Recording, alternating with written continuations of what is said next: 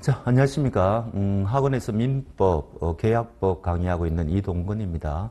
1차 때부터 저하고 같이 공부하신 분들은 제가 낯익을 거고요. 이제 처음 또 뵙는 분도 있을 겁니다. 오늘 이 시간은 여러분들이 본격적으로 2차 공부하실 때 조금 도움이 될까 해가지고 그 이제 사전 정지 작업, 좀 리허설이라고 할까요? 그런 시간을 마련해 봤습니다. 물론 여러분들이 이제 1차 민법 총칙을 좀 공부하셨기 때문에 법에 대한 부담이랄까 그런 거는 조금 들었을 겁니다. 처음에 법을 전혀 모르는 상태에서 민법 총칙을 공부했을 때는 좀 막막했을 텐데 이제 어느 정도 조금 용어라든지 이게 어떻게 돌아가는지 조금 익숙하셨을 거 아닙니까? 근데 또 이제 막상 2차를 공부하려고 하니까 2차는 주관식이고 그래서 여러분들이 조금 또 아이고 이거 어떻게 공부해야 되나 뭐 이렇게 생각하실 거라고요. 그래서 그런 거를 덜기 위해 가지고 이런 입문 강의 이런 거를 마련했습니다. 그런데 다행스럽게 우리 민법 이때까지 11년 동안 기출문제를 분석해 보면은 한 70%, 많이는 80%까지 기출문제가 반복되고 있다는 것을 알고 있습니다. 그러니까 이제 이런 거죠. 우리가 막판에 가면 이런 이야기를 합니다. 그러니까 A급 문제, 그 다음에 B급 문제, 그 다음에 C급 문제 이런 이야기를 하거든요. 그러니까 A급 문제는 언제라도 출제되어도 이상하지 않는 그런 문제인데 요게 그러니까 한 70 내지 80% 기출 문제다 이렇게 생각하시면 돼요. 그러니까 굉장히 그러니까 공부하기가 편한 거죠. 요거 정도만 여러분들이 확실하게 반복해서 소화하더라도 굉장한 자신감을 가질 수 있거든요. 그 다음 요게 이제 문제입니다. 요거는 우리가 소위 말하는 이제 의외타 문제인데 이때까지 11년 동안 딱 한 번 출제된 거 또 그 한 번도 안 된 거, 한 번도 안 됐는데 출제자가 요 문제를 낼 수도 있다. 뭐 이런 거 있지 않습니까? 그런 문제가 좀 있단 말이죠. 그래서 이런 문제는 여러분들이나 다른 수험생이나 조건이 똑같단 말이죠. 그 수험생도 당혹스러운 문제라면은 여러분들도 마찬가지고, 근데 그 수험생은 이거를 예상해가지고 자기는 B급이라고 생각했는데 여러분들은 이거를 C급이라고 생각하고 별로 준비를 안 했다면은 그거는 굉장히 이제 데미지가 심한 거죠. 근데 대개 보는 눈은 비슷합니다. 그래서 요 C급 문제는 우리가 별도로 뭐 공부한다기보다는 의외타 문제가 나왔을 때 백지를 낼 수는 없지 않습니까? 그러니까 기본 점수는 맞아야 되니까 그런 것에 대비하기 위해서 평소에 좀 연습하는 겁니다. 그러니까 공부 방향이 이렇게 돼야 된다는 거죠. 여기에 굉장한 우리가 이제 노력을 가해야 되고 그 다음에 이제 여력을 조금 넓혀가지고 B급, C급 이런 식으로 이제 넓혀가는 겁니다. 자, 일단 문제 형태를 먼저 여러분들이 아시는 게 좋은데요. 문제는 네 문제로 나옵니다. 그래서 문 1, 그 다음에 문 2, 그 다음에 문 3, 문 4 이렇게 나오겠죠. 그 다음에 항상 이때까지 분리변의 그게 요거는 케이스 문제예요. 그 케이스 문제 요거를 갖다가 또 1번, 2번 해가지고 케이스 문제는 항상 40점으로 나오는데 요게 이제 또 논점을 해가지고 요거 20점 그 다음에 이거 20점 요런 식으로 이때까지 항상 그렇게 출제했습니다. 그 다음에 요 세 가지는 소위 말하는 우리가 이제 약술형 문제라고 하죠. 근데 요게 조금 예외적인 경우도 있기는 있어요. 어떤 경우에는 좀 드물기는 하지만 한 문제를 더 케이스 문제로 낸 경우도 있기는 있습니다. 근데 요거는 굉장히 이제 약한 케이스 문제가 되죠. 그 다음에 또 준 케이스 문제라는 것도 있어요. 케이스의 형태를 띠고는 있는데 사실은 그거는 케이스 문제가 아니고 약술형 문제에 더 가까운 거. 그게 그냥 무엇을 약술하시오 이렇게 하면 좀 민망하니까 A가 B에게 무엇을 주었는데 이럴 경우에 이것을 뭐 약술하시오 이런 형태입니다. 그것은 사실상 약술형 문제라고 아시면 돼요. 그러니까 요 약술형 문제는 여러분들이 소위 말하는 우리가 이제 A급이다, B급이다 해가지고 평소에 쭉 공부해 나가시다가 나중에 굉장히 이거를 여러분 나름대로 모범 답안이라든지 그걸 만들어가지고 반복하셔야 됩니다. 그러니까 이거는 굉장히 반복해서 출제되는 형태가 많거든요. 그래서 요 약수록은 별게 아닌데 결국은 당락이 어디냐 이겁니다, 이거. 40점짜리 케이스 문제 있죠. 이거를 봤을 때, 요 1번 문제를 봤을 때, 아, 이게 도대체 무엇을 묻는 문제냐? 쟁점을 빨리 파악하셔야 되겠죠. 2번도 마찬가지입니다. 빨리 쟁점을, 쟁점만 파악하면은 그 다음에는 어느 정도 공부한 게 있기 때문에 좀 나온단 말이죠. 쟁점을 파악 못하면 답을 쓸 수가 없지 않습니까? 그래서 결국은 여러분들이 앞으로 몇 달 동안은 뭘 공부해야 되느냐? 쟁점을 파악하는 문제다. 요게 핵심. 약술형 문제는 나중에 막판에 가가지고 집중적으로 막 암기하고 이렇게 하면 되거든요. 근데 이거는 이게 하루아침에 되는 게 아니지 않습니까? 좀 단계를 밟아야 된다, 그죠? 그래서 끊임없이 여러분들이 요거 그냥 파악하는 거, 쟁점 훈련, 요게 이제 키포인트다. 이렇게 하시면 되고, 그럼 이 40점짜리 케이스 문제는 결국 뭐냐? 판례 문제입니다. 판례 문제. 물론 출제자가 문제를 만들어낼 수도 있어요. 근데 이제 만들어내면은 조금 위험도가 있죠. 의도하지 않은 뭡니까 실수가 있을 수도 있고. 근데 판례 사례, 중요한 판례 사례를 그것을 그대로 문제로 내면은 그거는 별로 하자가 없단 말이죠. 그래서 이때까지 우리가 11년 동안 요 문 1을 보면은 전부 판례 사례입니다. 중요한 판례 사례. 그러니까 우리가 강의하는 강사 입장에서도 예측이 가능한 거죠. 아, 이거는 정말 중요한 판례인데 출제가 되었다. 이게 또 반복해서 출제가 되고 있어요. 몇 년 전에 출제했던 게 조금 변형되어서 또 출제하고 이런 식이란 말이죠. 그러니까 요거 여러분들이 앞으로 요거 연습하는데 집중력을 기우셔야 된다. 판례 연습하는 거다. 요렇게 이제 감을 잡으시면 되겠습니다. 자, 그 다음에 이제 문제 형태는 이렇고요.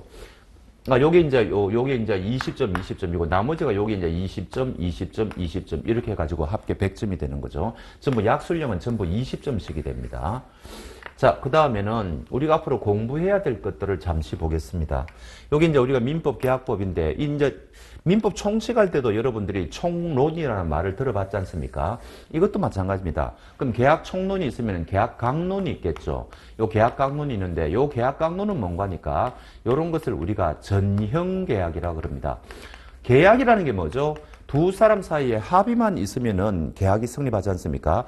그러면은 수만 가지 계약이 일어날 수가 있죠. 별별 계약을 다 할 수가 있습니다. 근데 이제 우리 입법자들은 법을 만들 때, 사회에서 굉장히 많이 발생하는, 이 계약이 있더라는 거죠.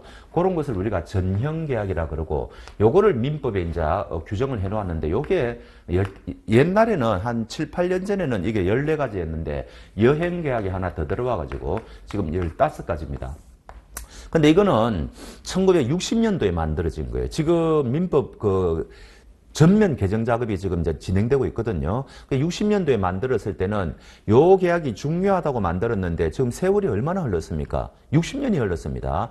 그때는 뭐 보험도 활성화되지 않았고 그렇지 않습니까? 그래서 그때는 종신정기금이라 계약이라 해가지고 그런 계약도 있었는데 현대 와가지고는 전혀 그런 계약을 하는 사람이 없단 말이죠. 그래서 중요도가 굉장히 강약이 나뉘어지는 겁니다. 그래서 요 중에서 정말 중요한 계약이 뭔가 하니까 제일 중요한 것은 임대차라고 보시면 돼요. 그래서 임대차, 그 다음에 매매, 그 다음에 도급, 그 다음에 조합, 그 다음에 정려, 요런 것들이 거의 A급 문제라는 거죠. A급 문제로서 끊임없이 변주되어서 출제가 된다. 그리고 임대차는 한 번도 출제가 안 된 적이 없어요. 케이스 문제, 아까 말씀드린 큰 케이스 문제 있지 않습니까?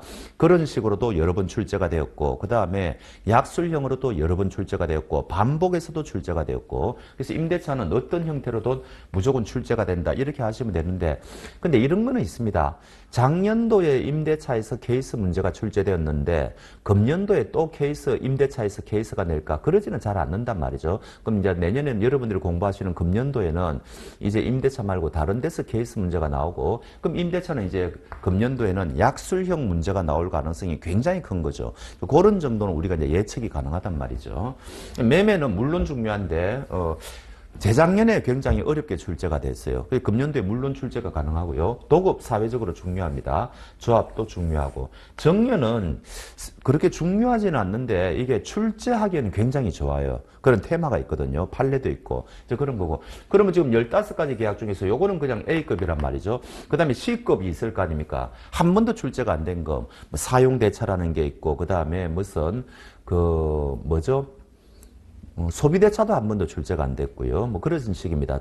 조금 전에 말씀드린 종신정기금 이런 거, 교환계약. 교환계약은 케이스의 형태를 띠기는 띠는데 뭐 거의 출제가 안 된다고 보시면 되고, 여하튼 그런 게 한 5가지 정도 됩니다. 그럼 요 사이에 있는 게 우리가 B급이라 그래가지고 여러분들이 시험을 합격하시면은 위임계약을 체결할 거 아닙니까? 그래서 이 위임계약이 중요한데 딱 한 번밖에 출제가 안 됐어요. 그래서 요거는 우리가 이제 한 번 출제됐다 하더라도 C급에 넣을 수가 없고 이제 B급에 넣어야 되는 거죠. 요런 식의 게 또 몇 개 있다는 겁니다. 요런 식으로 우리가 강약을 조정해가지고 공부를 할 겁니다. 자, 그리고 한 번도 이때까지 출제가 안 됐는데 출제할 만한 게 있어요. 그런 거는 이제 우리가 강의 시간에 이제 하는 거죠. 자, 그러면 여기 우리가 총론이 뭐죠? 요 계약 강론의 공통적인 것을 모아놓은 걸 총론이라 그럴 거 아닙니까? 그럼 여기서 이제 요런 모든 계약은 첫 번째 어떻게 성립이 되느냐. 근데 이 계약이 성립이 되었는데 처음부터 이 계약이 원천적으로 무효이더라.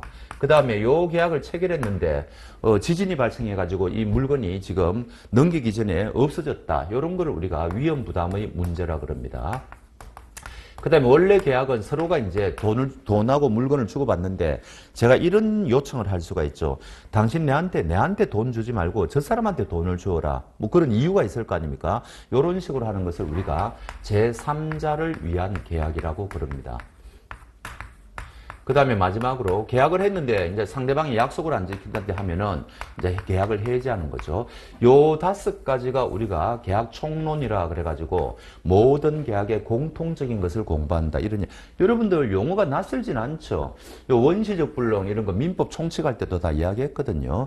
위험부담은 민법 총칙에 많이 나오진 않죠. 그 다음에 제3자를 위한 계약도 요거 2가지는 민법 총칙에서는 잘 등장을 하지 않습니다. 근데 뭐 그렇게 어려운 파트는 아니고 요거는 민법 총칙할 때 우리가 많이 봤지 않습니까? 그러니까 용어 자체가 여러분들한테 낯설지는 않을 거예요. 그런데 이거를 이제 케이스 문제라든지 2차 문제로 우리가 이제 생각을 하니까 조금 부담이 오는 거죠.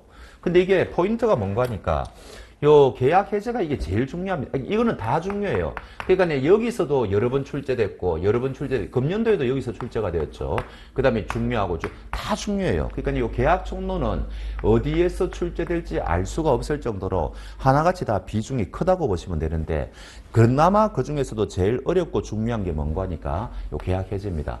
그래서 요게 금년도에 여기서 출제가 되었거든요. 여기 약술형으로 출제가 되었고 그 다음에 원시적 불능도 금년도에 이게 출제가 됐거든요. 그럼 우리가 이제 공부하면서 이런 생각은 할 수 있죠.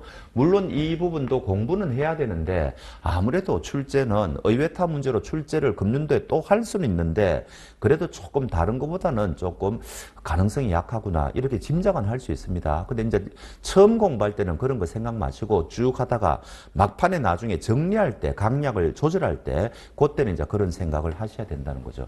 그러니까 여기 있는 것들은 전부 다 중요하다 이렇게 보시면 되고요.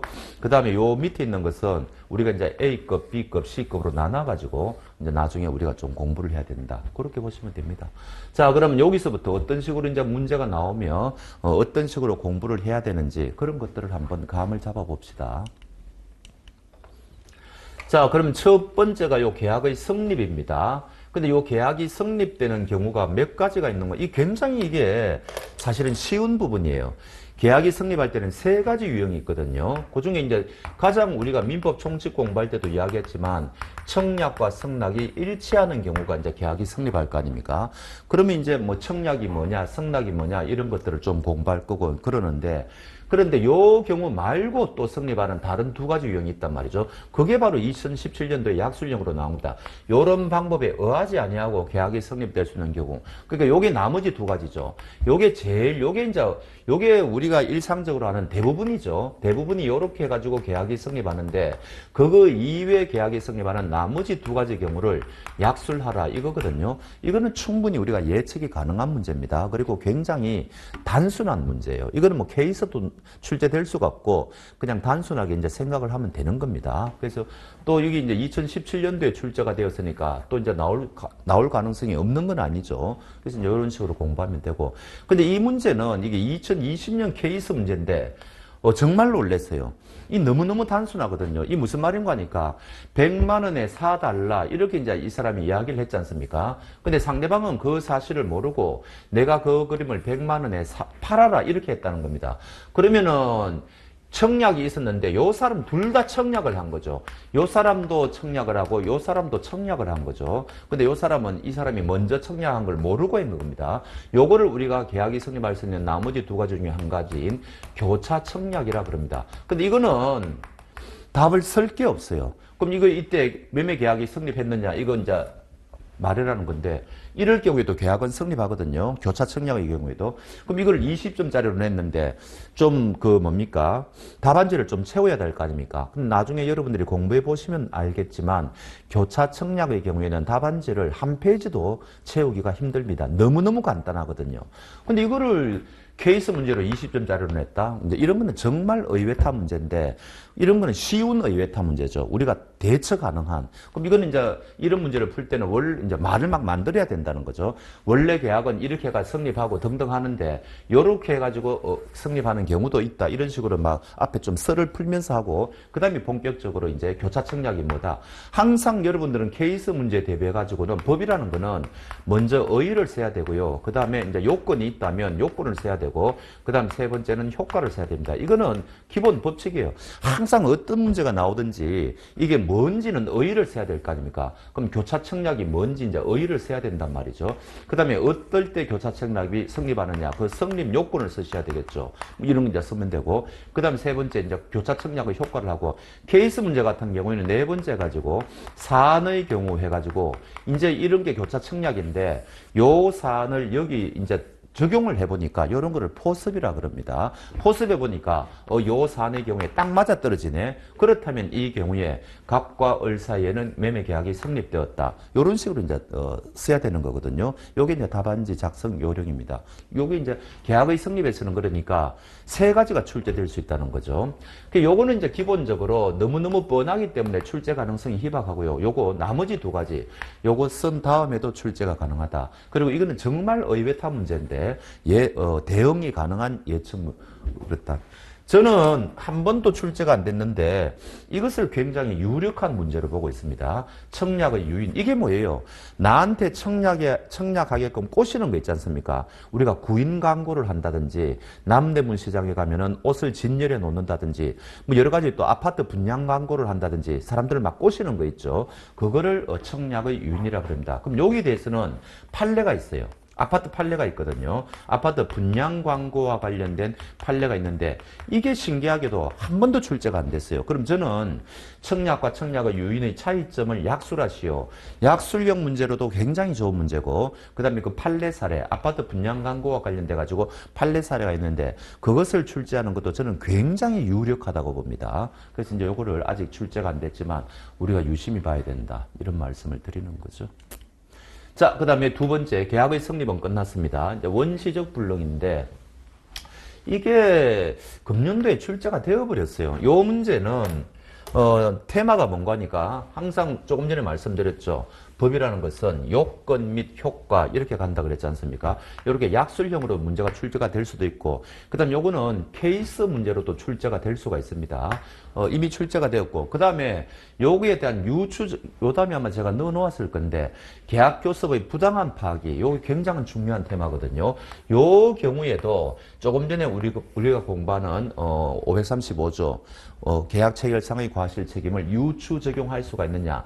요게 그대로 판례 사례인데 그거를 2019년도 케이스 문제에 냈단 말이죠. 여기 이제 그러니까 테마가 세 개예요. 그래서 지금 우리가 계약의 성립이 끝나고 이제 원시적 불능을 공부하는 건데 이 파트는 뭐를 공부하는 거니까 우리가 민법 총칙에서도 봤지만 계약 무효 사유라든지 계약이 취소권이 행사되면은 이 계약이 무효가 되지 않습니까? 그러면은 이 이제 당사자 간에 의무가 없으니까 뭐 돈 주고 받은 게 있다든지 물건 주고 받은 게 있으면 그거 돌려줘야 되겠죠. 근데 거기서 끝나는 게 아니라는 이야기입니다. 만약에 계약이 무효가 되었는데 이 사람은 계약이 무효가 되는 줄을 모르고 비용이 마구마구 나갔다는 거죠. 뭐 KTX를 타고 막 왔다 갔다 했다든지 뭐 여러 가지 비용이 나갈 거 아닙니까? 그거는 누가 부담해야 되느냐 이런 문제가 나오거든요. 근데 우리 민법은 계약 무효 사유가 굉장히 많지 않습니까? 여러분들이 민법 총칙 공부할 때 그 중에서 원시적 불능의 경우에만 계약 체결상의 과실 책임이라 그래가지고 그거를 우리가 이제 계약 체결상의 과실 책임이라 그러거든요. 535조의 규정이 있는데 일정한 배상을 하라고 되어 있습니다. 그러면 나머지 경우에는 이거 배상하란 말이냐 배상하지 말란 말이냐 이런 의문이 생기죠. 요게 바로 이 문제예요. 이럴 경우에 배상하란 말이냐 배상하지 말란 말이냐. 요 배상하라는 요 규정을 여기에 지금 유추라고 되어 있지 않습니까? 유추라는 것은 방에 해당되는 그 법조문이나 그게 없을 때 옆에 비슷한 게 있으면은 당겨 쓰는 거를 유추적용이라 그러죠. 민법은 이게 가능합니다. 형법은 큰일 나죠. 사람을 감옥에 보내는 거니까. 근데 민법은 이게 되거든요. 그래서 이게 되느냐? 결론적으로는 안 됩니다. 근데 요거는 2019년도에 케이스 문제로 이게 이제 한번 나왔는데 40점이니까 이렇게 두 가지요. 앞으로도 충분히 나올 수 있는 게 아직 하나 더 남았어요. 요런 계약교섭의 부당한 파기 사례가 판례 사례가 두 개 있거든요. 요거는 전형적인 판례 사례고 또 하나가 뭔가니까 자, 어떤 사람을 어떤 대학교의 교직원으로 뽑겠다고 채용 공고를 내가지고 그 사람이 시험 쳐가지고 합격까지 했습니다. 그럼 그 사람하고 계약을 맺어야 될 거 아닙니까? 근데 끝끝내 계약을 못 맺은 거예요. 이런 걸 우리가 뭐라 그러느냐? 계약교섭의 부당한 파기라고 그럽니다. 그러니까 요 사례도 마찬가지고 그 사례도 마찬가지라는 거죠. 이것도 한번 읽어보시죠. 뭔가 이제 뭐 설계 이제 공모를 했죠. 그래서 뭔가 한 개의 시안을 선정했습니다. 그래서 계약을 체결하기로 했다. 근데 뭐 세월이 굉장히 많이, 이 사람은 그 당시 이제 비용 300만 원 나갔단 말이죠. 이거 한다고. 근데 했는데 뭐 2년이 지났는데 계약이 체결이 안 됐어요. 끝끝내 취소하기로 하였다고 통보했다. 그러니까 계약이 좌절된 겁니다. 그런데 부당하다는 말은 뭐냐? 우리가 계약이라는 것은 한번 교섭을 시작하면은 좌절될 수도 있죠. 어떻게 그게 항상 계약이 체결됩니까? 우리가 다 그거를 각오하고 이제 계약 교섭을 시작하지 않습니까? 근데 이거는 뭔가니까 부당이다는 말은 계약이 체결이 교섭이 시작되었는데 중간에 상대방한테 신뢰를 부여했다는 거죠. 아, 이 계약은 반드시 맺어지는 거구나. 이게 바로 이거죠. 뭐 시한 선정하고 이러면 이게 신뢰가 형성되는 거 아닙니까? 그러면 계약 체결해야 될 거 아닙니까? 근데 이 체결이 안 되고 이게 좌절됐단 말이죠. 이럴 경우에는 어떻게 되느냐? 이 이야기입니다. 요거를 우리가 이제 불법 행위로 우리 판례는 하거든요. 요거에 대한 설을 갖다가 쫙 풀어야 돼요.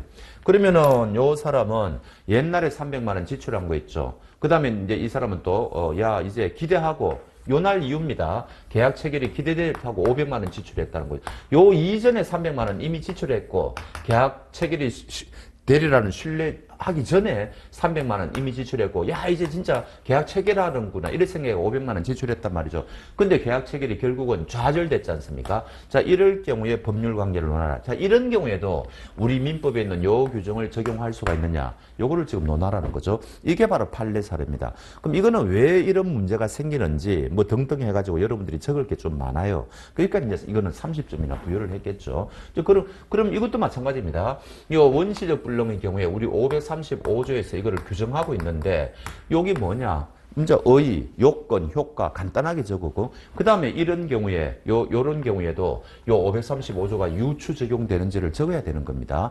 근데 판례는 이거를 유추 적용 안 하거든요. 그러니까 우리 판례는 이거를 유추 적용 안 한다. 이유는 뭐다? 항상 근거를 밝혀야 될 거 아닙니까? 그래도 그 마지막에 뭐라고요? 이제 4번 당해 사안의 경우 항상 케이스 문제의 경우에는 당해 사안을 포섭시켜야 될 거 아닙니까? 그래서 당해 사안의 경우에는 이게 물을 수가 없다. 이게 결론이다. 이렇게 해야 되는 겁니다. 이제 요거는 원래 한 문제인데 요거를 이제 분리해가지고 물어봤죠. 그럼 손해배상의 범위. 이 사람은 옛날에 300만 원 나왔고 지금 500만 원 나갔지 않습니까? 이거 전체 다 물어달라고 할 수가 있는 이야기인데 요거는 물어달라고 할 수가 없다는 거죠. 신뢰가 부여되고 난 다음에 요거 500만 원 있죠. 요거는 물어달라고 할 수 있습니다. 요게 이제 판례거든요. 그래서 요 사안은 전적으로 요거와 관련된 판례를 알고 있느냐. 판례를 모르면 틀리는 겁니다. 그러니까 항상 우리가 케이스 1번 문제로 나오는 40점짜리는 그냥 판례를 우리가 판례가 얼마나 많습니까? 그 중에 중요한 판례만 우리가 이제 체크하면 되는 거죠. 그렇게 보시면 됩니다.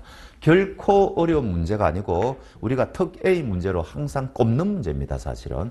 아직 제가 말씀드렸죠. 하나 안 나왔다고. 교직원 채용하겠다고 했는데 결국은 그 사람이 시험에 합격까지 했는데 그럼 이 사람은 이 대학교에 이제 와서 근무하겠다고 신뢰가 형성됐을 거 아닙니까? 근데 끝끝내 좌절되었다. 요 사례하고 똑같은 사례예요. 요 사례하고. 그 판례가 아직 출제가 안 됐기 때문에 그거를 이제 다음에 공부할 때 조금 신경 쓰면 된다. 그런 겁니다. 그럼 이 부분은 이거는 이제 다시는 금년도에 출제 안 하겠죠. 요거는 이제 약술형 문제는 똑같은 문제를 어떻게 또 약술형 문제를 또 출제하겠습니까? 그래서 혹시 의외타 문제로 케이스 문제로 낼지는 모르니까 그 정도는 우리가 좀 가볍게 대처를 하자. 그런 식으로 공부하시면 되겠습니다. 자, 그 다음에 동시이행의 항변권인데, 이것도 정말 우리 그 민법, 뭡니까? 계약법에서 중요한 거죠. 이거를 왜 논해야 되는지를 일단 여러분들이 아셔야 됩니다. 원래는 날짜가 지나서 물건을 안 넘겨준다, 돈을 안 넘겨준다, 그러면 거기에 대한 손해배상을 해야 될 거 아닙니까? 근데 이 사람이 동시행 항변권이 있기 때문에 안 넘겨줬다. 이러면 이야기가 달라지죠. 그런 정당성이 있지 않습니까? 너 내한테 그 뭡니까? 약속을 안 지키는데 내가 왜 제때 약속을 지켜야 되냐? 나도 안 지키겠다. 이게 동시행 항변권이거든요. 그러면 이 사람은 이제 이행 지체 책임을 지지 않는 거죠. 따라서 이 동시행 항변권의 핵심이 뭡니까? 뭐를 공부하는 거니까? 동시이행 항변권이라는 것은 어떤 경우에 발생하느냐? 발생하기 위한 물론 당연히 이제 개념을 적으셔야 되겠죠. 의의를 적으셔야 되고 두 번째 이게 발생하기 위한 요건 적으셔야 되고 그럼 이게 만약에 발생한다면 어떤 효과가 발생하느냐? 삼박자입니다. 요런 거를 평소에 정리를 하셔야 돼요. 그러면은 이제 사례 문제 대비할 수 있단 말이죠. 그러면 요 문제는 뭔가 하니까 요 문제 동시행 항변권 중에서도 역시 특 A 문제인데 자, 우리가 이제 그 부동산 같은 거를 계약할 때 만약에 5월 1일 날 이 사람이 중도금을 지불한다. 그 다음에 6월 1일 날 잔금을 지불한다. 그럼 잔금 지불하면 상대방은 집문서를 넘겨주지 않습니까? 요게 이제 동시행관계란 말이죠. 당신 잔금 줘야만 나도 서류 넘겨주겠다. 이렇게 되는 거 아닙니까? 그러면 중도금하고 서류는 동시행관계가 아니죠. 요거는 먼저 이행을 해야 되는 거죠. 요런 거를 선이행 의무라 그럽니다.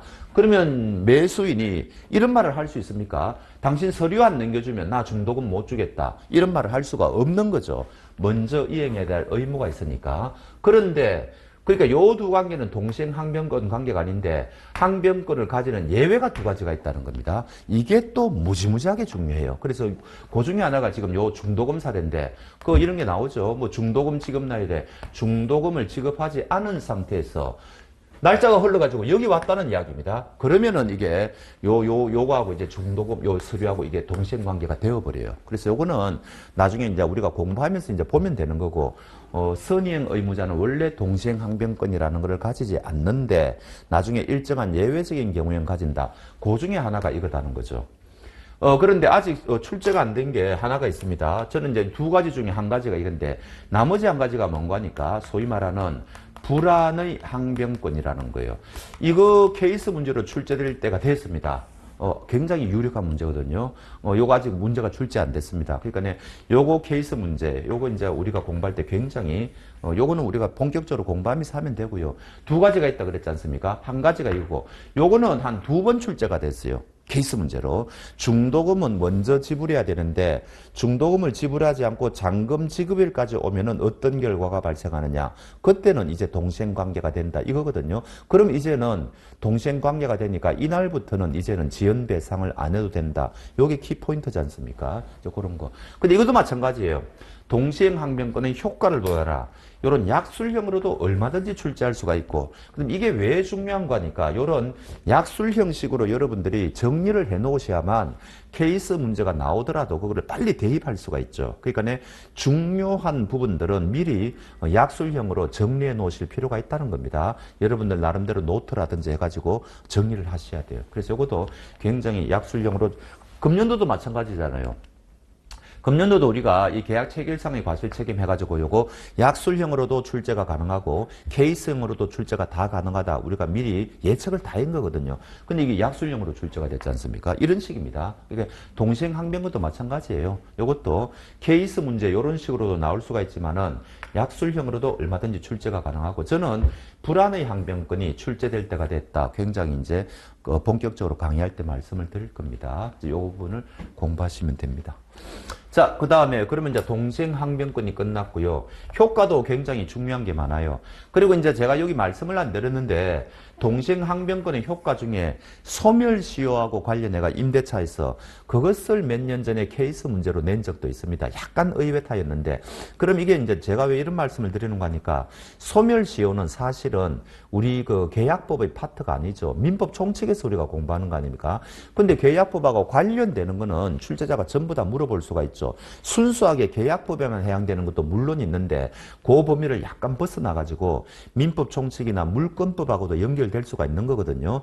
그런 것도 얼마든지 출제가 가능합니다. 그래서 요 동생항변권이 있을 때 요 임차인이 그래서 그 집을 점유하고 있을 때 소멸시효가 진행되느냐 안 되느냐 그거를 몇 년 전에 출제한 적도 있습니다. 그거는 사실은요 A급은 아니에요. B급이에요. C급은 아니고 B급인데 이런 B급의 A급을 여러분들이 다 공부하시고 나면은 이제 그런 B급의 어떤 케이스나 그런 문제도 대비하셔야 되거든요. 충분히 대비가 가능한 그런 문제였다고 할 수가 있습니다. 자, 그러면은 동생항변권은 요 정도로 하고 그다음 이제 네 번째로 우리가 공부해야 되는 게 이게 위험부담이죠. 굉장히 이것도 마찬가지입니다. 21년도에 출제됐으니까 또 출제될 만한 데 됐죠. 그래서 이거는 뭡니까? 뻔한 이제 요 위험이라는 것은 우리가 이제 불이익을 이야기하는 건데 이거를 누가 부담해야 되느냐 이제 이런 문제라는 거죠. 며칠 전에 얼마 전에 우리가 이제 충주에서 지진이 발생했다. 그럼 만약에 그 지진이 발생해 가지고 건물이 무너졌다고 칩시다. 그러면 그 건물을 가지고 있는 소유자는 굉장히 운이 나쁘죠. 건물 하나 잃어버렸으니까. 근데 문제는 그 건물이 이미 팔렸다는 겁니다. 팔린 상태에서 매수인에게 아직 건물을 넘겨주지 않았는데 그러한 상태에서 지진이 발생하면 어떻게 되느냐. 그게 바로 위험부담의 문제라는 거죠. 다르죠. 그냥 이 물건이 안 팔린 상태에서 이 집을 그냥 갖고 있다가 그 집이 무너졌다. 지진으로. 그러면 그 집 소유자는 억세게 운이 없는 거죠. 그냥 집 하나 날렸으니까. 근데 이미 이 집은 한 달 전에 팔린 집이에요. 한 달 후에 그 집을 매수인에게 넘겨주기로 약속했습니다. 근데 그 사이에 이런 일이 발생했다는 거죠. 그러면 이 사람이 그냥 이때까지 집을 갖고 있는 거하고 좀 다르지 않습니까? 이거는 이미 매매가 된 물건이기 때문에 이럴 경우에는 그 집이 지진으로 무너졌을 때 그 불이익을 누가 부담해야 되느냐 이런 문제가 생긴다고요. 그래서 우리 민법은 원칙적으로 채무자가 위험을 부담한다 그래가지고 원칙이 채무자가 위험을 부담. 근데 요거는 굉장히 간단해요. 간단하거든요. 그래서 제가 요거를 한 게 예외적으로 위험을 채권자가 부담하는 경우가 이게 두 가지가 있습니다. 여기 이제 538조의 규정이 있는 건데 요거를 약술형으로 충분히 출제할 수가 있고 또 케이스로도 출제가 이 부분은 이 케이스로도 출제가 가능합니다. 근데 케이스로 요거를 원칙을 출제하면은 문제가 굉장히 싱거운 문제가 돼요. 별로 적을 게 없다고요. 그래서 요 부분은 케이스로 출제할 때 채권자가 위험 부담하는 거 출제하는 게 더 좋죠. 약술형도 마찬가지입니다. 자, 이것도 마찬가지죠. 계약 체결했죠. 이 부동산 팔았습니다. 근데 넘기기 전에 누구의 잘못, 갑의 승낙을 받고 을의 과실이 누구죠? 이 사람은 이 집을 을에게 샀으니까 이 사람은 매수인이죠. 그럼 이 사람은 매수인인데 건물에 대해서는 이 사람은 뭡니까? 상대방에 대해서 채권자죠. 건물 내한테 넘겨달라고 할 수 있는 권리가 있는 채권자. 금전의 경우에 이 매수인은 채무자입니다. 그러니까 이거 주소를 잘 파악하셔야 돼요. 지금 우리는 건물에 대해서 지금 이야기하는 거죠. 건물이 무너졌으니까. 그래서 요거는 논외고 이 건물에 대해서 누가 위험을 부담해야 되느냐. 을의 잘못이 있다며요. 요거지 않습니까? 위험을 이제는 채권자가 부담해야 된다. 원래는 채무자가 부담해야 되는데 이런 특이한 경우 두 가지는 채권자가 부담한다. 그 케이스 문제는 요거를 출제할 가능성이 더 높아요. 역시 이 문제도 마찬가지고. 굉장히 이 문제는 20점짜리 그 약술형으로 안 나오고 요 케이스 문제로 냈는데 중케이스 문제죠. 이런 굉장히 이거는 우리가 쉬운 문제다. 예측이 충분히 가능한 문제다. 그렇게 하고요. 마찬가지입니다. 금년도에 출제가 가능하죠. 오래전에 출제가 되었으니까. 약술형으로도 대비하셔야 되고 케이스로도 대비하셔야 된다. 그런 겁니다. 그 다음에 이제 제3자를 위한 계약인데 이게 금년도에 출제가 되어버렸어요. 이게 23년인가?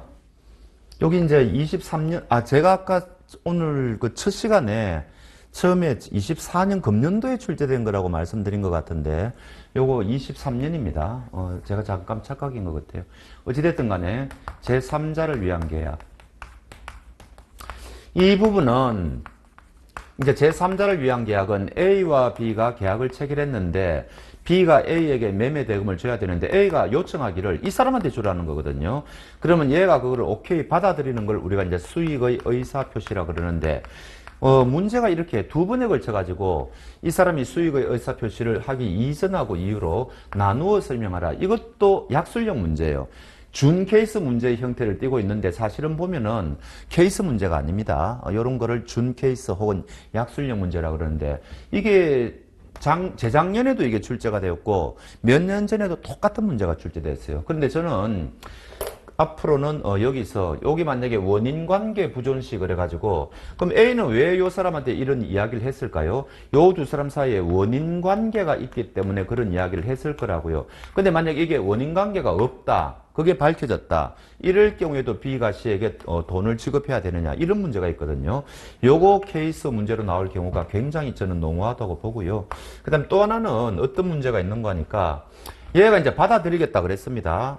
좋다. 그러면 이제 C에게는 B에게 돈 달라고 할 수 있는 권리가 생기지 않습니까? 그런데 이상한 일이 발생했어요. 두 사람 중에 한 사람이 약속을 못 지킨 겁니다. 이럴 경우에 이 두 사람은 이 계약을 해제할 수가 있느냐. 해제를 해버리면은 얘가 피해를 보죠. 그렇다 하더라도 해제할 수가 있느냐 이런 문제가 있거든요. 이게 사실은 제일 중요해요. 제3자를 위한 계약에서는. 그래서 아직까지도 제3자를 위한 계약은 이런 형태로만 출제가 되었고 이게 굉장히 중요한데 요거 두 가지가 여기 아직 출제가 안 됐다. 그러니까 앞으로 케이스 문제로 출제할 가능성이 다분히 크다. 그렇게 보시면 됩니다. 자, 그 다음에 마지막으로 해제입니다. 이거는 정말 어려워요. 아마 우리 민법 통틀어 가지고 이제 가장 어렵다 이렇게 이제 생각을 하시면 되는데 요거는 우리가 이제 계약을 없애버리는 거 아닙니까? 그러면 거기 이제 적법하기 위해서는 해제가 적법하기 위해서는 일정한 요건을 갖추어야 되겠죠. 그럼 그 요건 갖추는 게 뭐냐? 이게 첫 번째 포인트고, 그다음 두 번째는 이게 요건을 갖추어 가지고 정상적으로 해제가 되었다면은 그 효과가 뭐냐? 근데 이게 굉장히 많아요. 이 계약은 처음부터 없어지는 계약이고, 처음부터. 그러면은 A가 이런 문제가 생기죠. 여러분들 민법 총칙 공부할 때도 우리가 그 107조, 108조, 109조, 110조 비진의 표시, 그 다음에 허위 표시, 그 다음에 착오, 사기강박 네 가지 경우에 제3자에게 이게 또 물건이 넘어갔다면은 나중에 이거 어떻게 될 거냐. 이거 우리가 1차 공부할 때 굉장히 중요시 받지 않습니까? 여기 똑같은 문제가 생기는 거예요.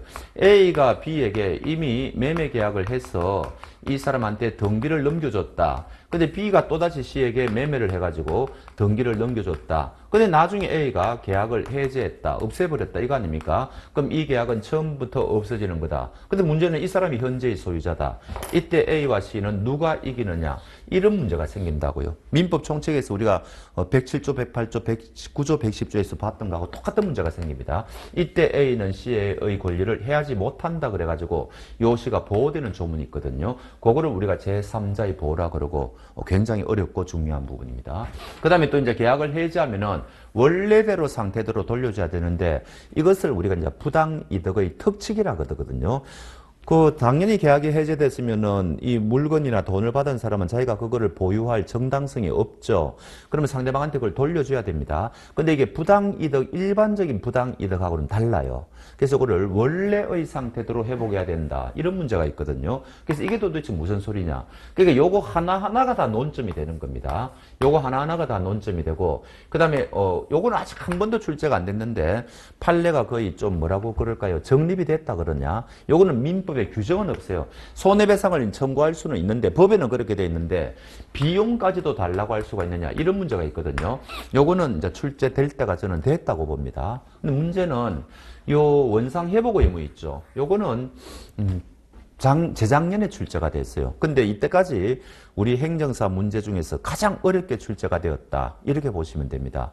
놀랬어요. 한번 그거 제가 해놓았으니까 한번 볼까요? 자, 요게 그 문제입니다. 자, 지금 뭔가 이 아파트 분양 계약을 체결했는데 계약서에 어떻게 돼 있느냐 이거 한번 봅시다. 자, 요거 좀 지워버릴게요.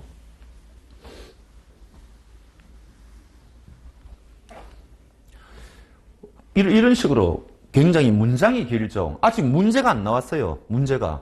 자, 그래서 계약금 얼마로 준다. 중도금은 얼마로 준다. 날짜는 계약 체결 1년이 된 날에 중도금을 지급한다. 그 다음에 계약을 해지할 수, 요런 거를 뭐라 그러는 거니까 약정해제권이라 그럽니다. 그럼 이때까지는 우리가 보통 계약을 해지한다고 할 때 법정 해제권을 공부하거든요. 이 법정 해제권은 상대방이 채무가 불이행했을 때 계약을 없앨 수 있는 그런 권리를 법정 해제권이라고 그러는데, 요거는 당사자가 요런 일이 발생하면은 계약을 없애자, 요런 약정을 미리 해놓지 않습니까? 그럼 나중에 이런 사태가 발생하면은 이 사람은 계약을 없앨 수가 있는 거죠. 요런 거를 약정 해제권이라고 그럽니다. 그리고 또 뭔가 이제 계약이 해제되면은 위약금 조항까지 했고요. 그 다음에 이제 돈을 돌려줄 때는 이자 쳐서 돌려줘야 되거든요. 근데 돈을 줄 때 이자도 연리 매풀에 대한 약정 이율이라고 그럽니다. 이런 것까지 다 세세하게 규정을 했다는 거죠. 자, 이런 거를 먼저 제시를 해놓고 이제 뭐라고 묻는 거니까. 자, 드디어 이제 비로소 문제 1번이 나왔습니다. 여러분들이 한번 보시면은 재작년 문제는 이거 읽는데도 시간이 굉장히 오래 걸리고 또 쟁점 파악하는 것도 조금 시간이 걸리는데, 문제도 보니까 뭐라고요? 자, 이 사람 계약 체결함, 계약금은 전부 지불했다. 그런데 정부 정책 발표로 시세가 상승했다. 그래서 물건 판 사람은 억울하겠죠. 그래서 분양대금의 정액을 요구했다. 근데 이거는 정당성이 없지 않습니까? 그래서 상대방 얼음 거절했다. 그리고 이 사람은 2006년 5월 10일 갑의 계좌로 중도금을 송금했다. 근데 이게 뭐가 논점인 거니까? 원래 2006년 5월 10일은 중도금을 지급하는 날짜가 아닙니다. 왜냐? 그 앞에 언제 중도금 지급한다고 되어 있거든요. 중도금은 계약 체결한 날로부터 1년이 되는 날에 지급한다 그랬거든요. 그럼 이게 계약 체결을 언제 했느냐? 이걸 다 따져봐야 돼요. 언제 계약 체결했습니까? 4월 1일 날 체결했네요. 그러면 1년이 되는 날이니까 2007년 4월 1일 날 중도금을 지급해야 되는 겁니다. 근데 이 사람은 훨씬 빨리 중도금을 지급했지 않습니까? 이런 거거든요. 그러면은 중도금을 원래는 요 날 지급해야 되는데 빨리 지급하는 것도 가능하냐? 이게 왜 문제가 되는 거니까, 중도금을 지불해 버리면은 이제 계약금 조항에 의해서는 계약을 해지할 수가 없습니다. 원래 우리가 계약금이라는 것은 받은 사람은 2배 돌려주고 준 사람은 그거 포기하고 계약을 해지할 수 있는 거죠. 그건 우리가 민법 총칙에서도 간간히 논하는 건데, 근데 만약에 이제 중도금을 지급해 버리면은 그 방법으로는 계약을 해지할 수가 없지 않습니까? 근데 문제는 요 날이 중도금 지급 날짜인데 요거를 미리 앞당겨 가지고 중도금을 지급할 수도 있느냐, 이거거든요. 그러니까 요 문제는 무슨 문제인 거니까 계약금과 관련된 문제예요. 계약금. 그러니까 요 문제가 아니라는 거죠. 해제와 관련된 문제가 아닌 겁니다. 그래서 계약금을 미리 중도금 날짜 전에 지급하는 것도 가능하냐. 근데 이게 굉장히 중요한 문제거든요. 우리가 나중에 매매 파트에 가볼 때 계약금은 정말 중요합니다. 계약금을 중도금 지급 날짜 이전에 주는 게 우리 판례는 가능하다 그러니까 거기 맞춰가지고 이제 하면 되는 겁니다. 근데 문제는 빨리 이게 계약금을 중도금을 미리 지급했구나, 이런 거를 빨리 캐치하셔야 돼요. 근데 현장에서 너무너무 이 지문은 보십시오. 길기도 하거니와 쟁점도 여러 가지가 있고 이럴 경우에 여러분들이 과연 이거를 빨리 캐치할 수가 있을까? 좀 당혹스러울 것이다. 저는 그 말을 합니다. 자, 그 다음에 이거는 이제 어떻게 됩니까? 분양계약상 입주 예정부터 입주할 수 있게 되었다. 뭐라고요? 아까 여기 그러면 이제 계약을 해지할 수 있다고 했잖아요. 그런 사태가 벌어진 겁니다. 그래서 이 사람은 분양계약을 해지했다. 그러면 이제 어떻게 됩니까? 돈을 돌려줘야 되죠. 이때 적법함을 전제로 해가지고 법률 효과에 관하여 설명하시오. 이게 바로 이제 계약의 해지의 효과죠. 이게 조금 전에 제가 말씀드린 이 문제입니다. 이 계약을 해지했을 때 이 계약은 처음부터 없어지고, 그럼 여기는 제3자 보호 문제는 관여가 안 됐어요. 그냥 중도금만 주고 뭐 이런 문제니까 이때 원상 회복 의무에 대해서 묻는 겁니다. 이것도 굉장히 어려운 파트고 중요하니까 미리 요거를 정리를 해 놓으셔야 돼요. 그래서 돈이라는 것은 받은 날로부터 이자를 쳐서 돌려줘야 된다. 근데 아까도 봤지만 요때는 이자 돌려줄 때 미리 약정한 이율이 있지 않습니까? 그럴 경우에는 어떻게 계산을 해서 돌려주느냐, 이런 겁니다. 그런 식으로 하는 거고, 그 다음에 위약금 조항도 있었죠. 그것도 우리가 봐야 되고, 그래서 상당히 이 어려운 문제가 된다, 이런 이야기죠. 법률 효과. 그래서 이거는 재작년에 이 계약의 해제 효과에 대해서 출제가 한번 되었지만 금년도에도 충분히 출제가 가능합니다. 작년도에 한번 쉬었기 때문에 충분히 가장 계약법에서 중요한 게 계약의 해제다, 그렇게 생각하시면 되고, 평소에 여러분들이 요 해제와 관련해 가지고 요 해제의 그 요건이 있죠. 효과, 이런 거를 달달달달 요거 정리하셔야 됩니다. 저는 요게 한 번도 출제가 안 됐기 때문에 요것도 이제 출제 가능성이 높아졌다, 그런 말씀을 드립니다. 자, 이번 시간에는 일단 여기까지 하고 마치도록 하겠습니다. 수고하셨습니다.